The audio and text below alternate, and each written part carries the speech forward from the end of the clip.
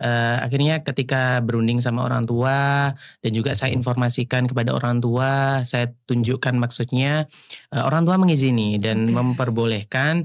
Yang penting itu hal yang baik. Orang tua saya selalu mensupport, orang tua saya selalu memberikan dukungan, terlebih lagi ketika hal-hal yang positif seperti itu. Intinya itu benar-benar dikencengin doanya waktu itu, dan saya pasrah. Memang saya rasa semua takdir, semua jalan itu sudah ditentukan oleh Allah, dan tinggal bagaimana kita jalaninnya aja seperti itu. Yang penting enjoy dalam setiap alurnya, yang penting nikmati setiap perjalanannya seperti itu, kayak gitu. Hello, welcome back di podcast Fakultas Adab dan Humaniora. Kali ini kita kedatangan tamu istimewa. Tentunya dari mahasiswa sendiri Fakultas Adab dan Humaniora Program Studi Sejarah Peradaban Islam yang telah mengikuti Student Mobility di Malaysia tahun 2025. Siapa dia? Yaitu Nuruddin Zangki. Selamat pagi Kak Nuruddin Zangki. Selamat pagi. Oke. Gimana kabarnya hari ini Kak? Alhamdulillah baik. Bagaimana Kak Fitri juga kabarnya? Oh ya, perkenalkan dulu ini. Perkenalkan dulu, saya Fitri Nurhalisa selaku host pada kali ini dan momen spesial ini. Oke, Kak Nuruddin Zangki tidak mempercepat dan memperlambat waktu nih Kak, untuk meneliti, untuk memberikan pelajaran, tips dan trik daripada kakak yang telah menyelesaikan program Student Mobility di Malaysia pada tahun 2025 ini. Oke, untuk pertanyaan pertama nih Kak. Kita enjoy aja ya Kak ya. Enjoy banget ini sudah. Oke, dari mana pertama kali Kak Nuruddin Zangki ini mendapatkan info tentang Student Mobility di Fakultas Adab dan Humaniora, tentunya di Universitas Islam Negeri Sunan Ampel, Surabaya? Baik, menarik sih ini Mbak Fitri tentunya. Sebenarnya disclaimer itu bukan dari Fakultas Adab dan Humaniora sendiri. Kami dapat informasinya itu dari WINSA International Office. Nah ini yang menarik ini, sebenarnya saya mendapatkan informasi ini dari teman saya. Nah malah jujur ini mohon maaf sekali, saya ini tidak tahu, sampai di semester 4 pun saya masih belum tahu adanya WINSA International Office. Iya, jadi benar-benar saya tidak tahu. Sebenarnya untuk dapat program Student Mobility ini itu saya kiranya itu hanya dari fakultas per fakultas seperti itu informasinya. Ternyata ada yang Student Mobility yang diadakan oleh kampus sendiri, WINSA seperti itu. Nah yang menarik lagi, jadi seperti ini Mbak Fitri, orang tua saya memang dari awal pertemuan wali mahasiswa itu dapat informasi memang akan adanya Student Mobility yang akan dilaksanakan oleh masing fakultas dan juga universitas seperti itu. Orang tua saya mensupport, minta saya untuk segera ngurus paspor, karena jujur saya ini belum pernah keluar negeri tentunya belum pernah keluar negeri sama sekali, dan orang tua mengharapkan saya untuk bisa lah mengikuti program yang ada di Universitas Islam Negeri Sunan Ampel seperti itu. Poin yang menariknya itu di bagian ketika saya ini kan ngurus paspornya kan melalui imigrasi ya, tentunya kan melalui berbagai tahap untuk bisa mendapatkan paspor tersebut. Itu untuk menunggunya memang 1 bulan, kemudian 1 bulan saya datang ke kantor imigrasi untuk diwawancara dan juga untuk foto, ininya pengurusan berkas, kita datang ke sana dan saya baru dikasih informasi sama teman saya waktu itu, ketika saya memang berada di kantor imigrasi bahkan. Nah kondisinya memang paspor saya masih belum jadi tentunya ya. Bentar dulu Kak. Berarti ini konsepnya Kakak buat paspor dulu baru dapat informasi Student Mobility tersebut ya? Gak tahu, feelingnya tepat aja. Kayak tiba-tiba ngurus. Emang jalannya mungkin ya? Iya, nah itu saya katakan sebenarnya itu sebuah takdir yang mungkin sudah direncanakan oleh Allah. Masya Allah banget sih. Iya betul. Jadi ketika saya di kantor imigrasi, saya dihubungi oleh teman saya, Zangki kamu katanya mau ngurus paspor. Udah jadi apa belum? Ini ada informasi tentang Student Mobility ke Malaysia. Waktu itu saya setengah menghiraukan dan setengah tidak. Bayangan saya masih harus menunggu 4 hari untuk paspor itu jadi, dan 4 hari lagi pendaftaran itu juga ditutup. Seperti itu. Berarti mepet banget ya Kak ya? Mepet banget. Akhirnya ketika berunding sama orang tua dan juga saya informasikan kepada orang tua, saya tunjukkan maksudnya, orang tua mengizini dan memperbolehkan. Yang penting itu hal yang baik. Orang tua saya selalu mensupport, orang tua saya selalu memberikan dukungan, terlebih lagi ketika hal-hal yang positif seperti itu. Orang tua saya senang mendengar informasi tersebut dan mengharapkan saya untuk mendaftar seperti itu. Sehingga waktu 4 hari itu saya gunakan untuk melengkapi CV, kemudian juga melengkapi berkas-berkas yang memang harus diperlukan. Minusnya paspor aja memang seperti itu. Akhirnya di hari keempat paspor itu jadi, kemudian saya bergegas karena memang itu di hari yang terakhir untuk pendaftaran. Saya bergegas dan juga segera mendaftarkan diri. Dan saya cuma berpasrah aja kepada Allah, apa jalannya nanti ya sudah, itu memang ketentuan dari Allah. Saya seperti berarti itu. Udah mode pasrah, lulus gak lulus, jalanin dulu aja deh. Jalanin dulu aja, coba dulu aja kayak gitu. Kemudian setelah saya mendaftar itu memang menunggunya itu memang sekitar 1 bulan untuk informasi, masih ada seleksi berkas, kemudian nanti ada seleksi interview. Setelah seleksi interview nanti baru ada pre-departu dan sebagainya, pengumuman kita lolos lah kayak gitu. Yang pertama memang ketika pengumuman seleksi berkas itu saya sudah tidak ada harapan untuk diterima, karena memang kadang pendaftar terakhir itu susah untuk ikut. Karena memang mungkin bisa jadi seleksinya itu dilaksanakan di hari yang terakhir itu kayak gitu. Harapan saya memang sangat sedikit waktu itu, tinggal mungkin 25% lah untuk bisa berangkat ke Malaysia, lolos kayak gitu. Namun mungkin Allah sudah merencanakan itu. Ketika pengumuman memang saya sengaja tidak buka pengumumannya. Dari teman saya lagi yang memberikan saya informasi itu menghubungi saya, Zanky sudah lihat enggak pengumuman yang ada di Instagram kayak gitu. Kemudian apa pengumumannya, saya gitu, karena memang saya benar-benar tidak ada ekspektasi untuk bisa lolos seperti itu. Apalagi ini setingkatnya universitas seperti itu, bukan setingkat fakultas. Kemudian coba saya buka dan ternyata ada di barisan nama-nama sekitar 50 atau 60 anak, ada terselip nama saya satu di antaranya. Nah itu bersyukur sekali, namun juga bukan berarti ketika saya sudah lulus berkas berarti dinyatakan lulus untuk bisa berangkat ke Malaysia. Karena tahapan-tahapannya kan masih panjang, masih berlanjut. Otomatis kayak ya sudahlah, saya coba lagi, saya ikutin aja alurnya kayak gitu. Kemudian setelah seleksi berkas, kemudian kami di briefing untuk persiapan seleksi interview ya. Jadi tahapan-tahapan seleksinya itu memang ketat ya. Dan kebetulan memang dari seleksi berkas itu saya sendiri dari Fakultas Adab dan Humaniora. Keren sekali ya Kak. Keren sekali. Alhamdulillah, kayak membawa nama fakultas kayak gitu. Saya dari Fakultas Adab sendiri dan juga dari prodi Sejarah Peradaban Islam sendiri seperti itu. Saya kira perjuangan saya ini baru dimulai untuk ke tahap seleksi interview, sebab di situ kan kami dinilai bahasa Inggris kami bagaimana, kemudian juga public speakingnya bagaimana, kemudian program yang akan kita lakukan itu seperti apa. Itu benar-benar sangat membutuhkan persiapan yang cukup menurut saya seperti itu. Menariknya ini Mbak Fitri. Karena itu kan masa-masa ini ya, Hari Raya Idul Fitri. Nah, jadi memang kebetulan informasinya itu ketika bulan Ramadan waktu itu ya. Kemudian setelah Idul Fitri, ketika saya sudah dinyatakan lulus berkas dan persiapan untuk interview, kebetulan memang saya berkunjung ke rumah beberapa dosen dan itu coba ketika bersilaturahim untuk Idul Fitri, untuk soan, untuk meminta doa juga, kemudian juga meminta arahan bagaimana nanti ketika saya interview seperti itu. Dan semua dosen saya rasa sangat mendukung sekali karena memang benar-benar dari Fakultas Adab dan Humaniora ini saya sendiri seperti itu. bahkan dari Bapak Wakil Dekan juga itu juga memberikan support kepada saya, memberikan doanya seperti itu. Kemudian tibalah nanti saya di seleksi interview, Mbak Fitri. Ini sebenarnya sesuatu yang kayak bikin deg-degannya itu parah banget ya. Iya, baru pertama kali soalnya. Iya, baru pertama kali.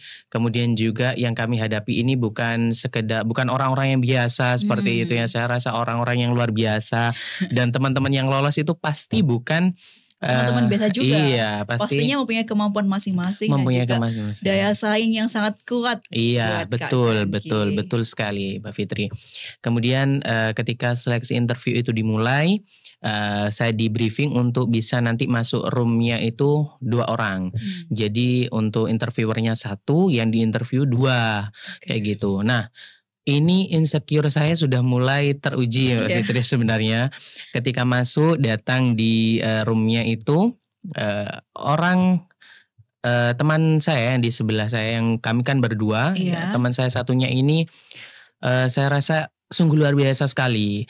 Karena ternyata dia itu bulan lalunya itu 1 bulan sebelumnya itu sudah berangkat ke 3 negara, bayangkan Mbak Fitri. Masya Allah. Sedangkan saya sendiri itu masih belum pernah sama sekali ya, belum pernah ke luar negeri.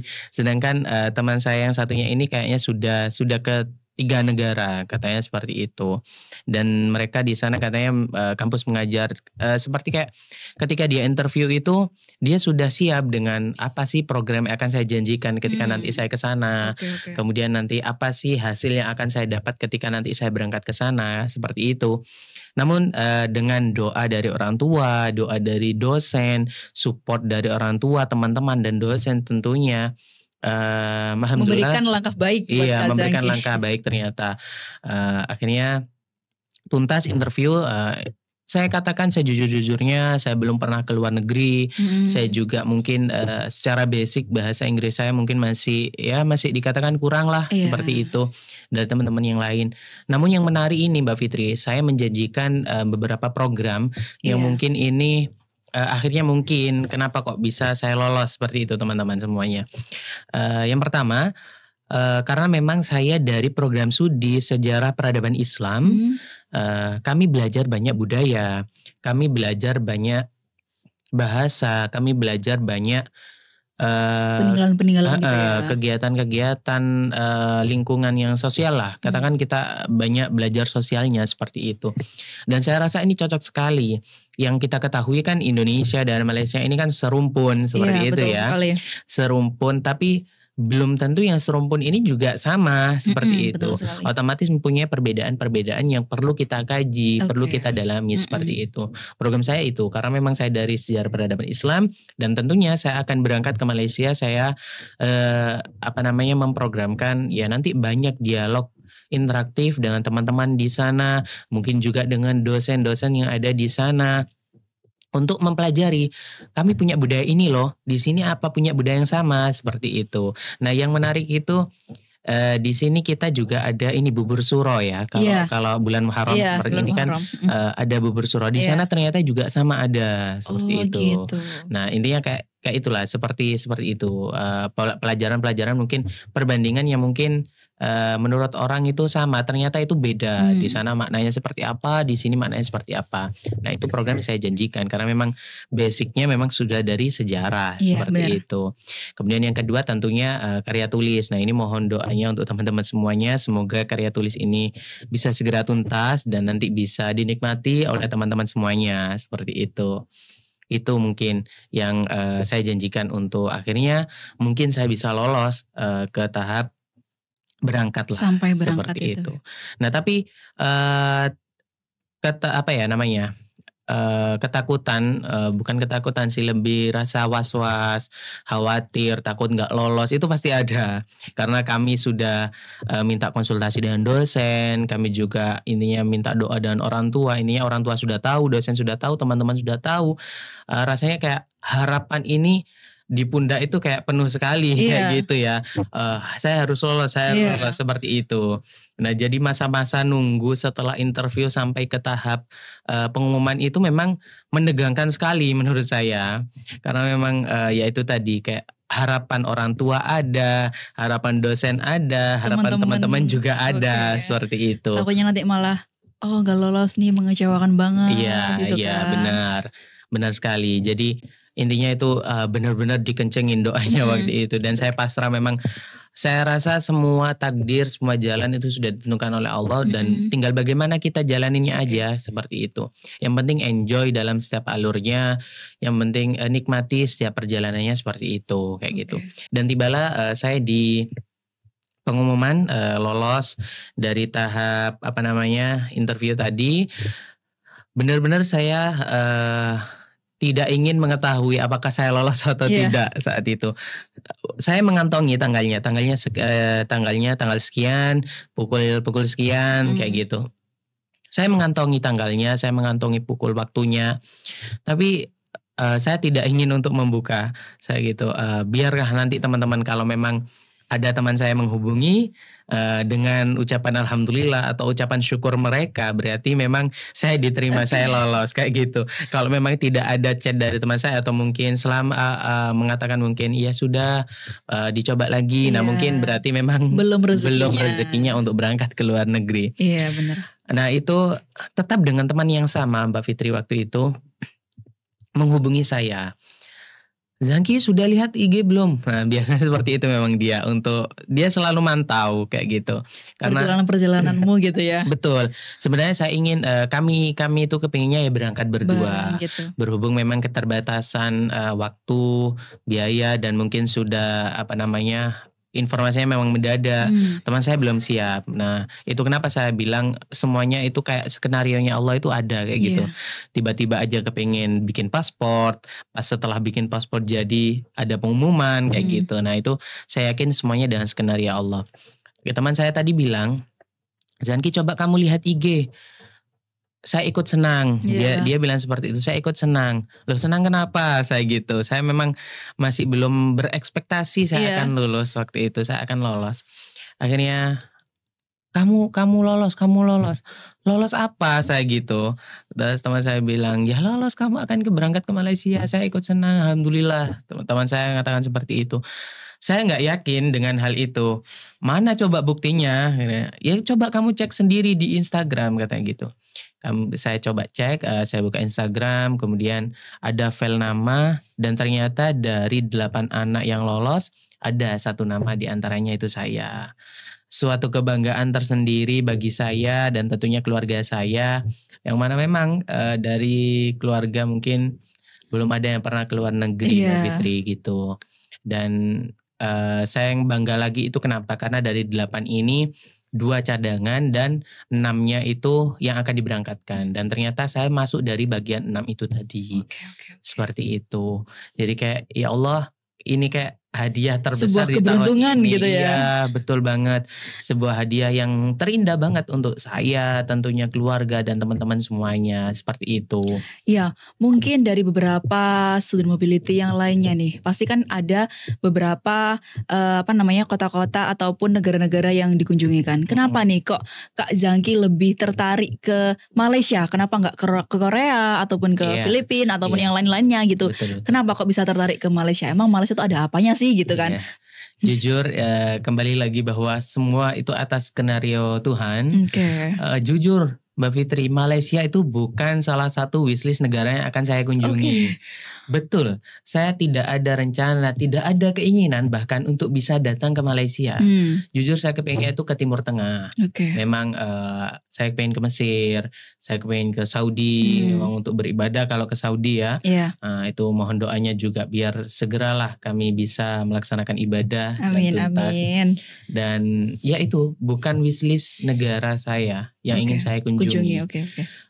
Karena memang tiba-tiba teman saya memberikan informasi itu, saya tidak baca negara yang akan dituju itu, saya tidak baca. Tiba-tiba ke Malaysia atau pilih apa gitu ya? Sudah namanya ada student mobility ke luar negeri, saya coba daftar itu tadi. Sistemnya memang coba dulu, jalani dulu kayak gitu. Terima nggak terima, jalani dulu aja. Jalani gitu kan? dulu aja. Bahkan tidak ada sama sekali untuk harapan saya bisa berangkat ke Malaysia, saya gitu. Maka kenapa ini nggak sesuai ini sama wishlist ini? Wishlist saya ini bukan ke Malaysia untuk negara pertama yang harus saya kunjungi kayak gitu. Namun kalau sudah takdir takdir, kalau sudah rezeki memang ya itu semua sudah menjadi ketetapan yang atas kayak gitu. Oke. Untuk beberapa program utama yang Kak Zangki mungkin diberikan di Malaysia sana itu, mungkin alasan utama kenapa Kak Zangki tuh memberikan program tersebut ke negara itu. Itu apa aja? Iya, kalau program tadi sempat saya singgung ya, bahwa memang basic kami dari sejarah peradaban Islam, tentunya kayak kami akan banyak belajar ilmu-ilmu sosial, lingkungan, budaya, seperti itu. Kayak perbandingan antara budaya satu dan budaya yang lain. Kayak kami mungkin punya tradisi syawalan, apakah di sana juga ada. Kemudian kami mungkin di sini juga ada tahlilan mungkin setelah ada saudara kerabat yang wafat. Apakah di sana juga ada, seperti itu.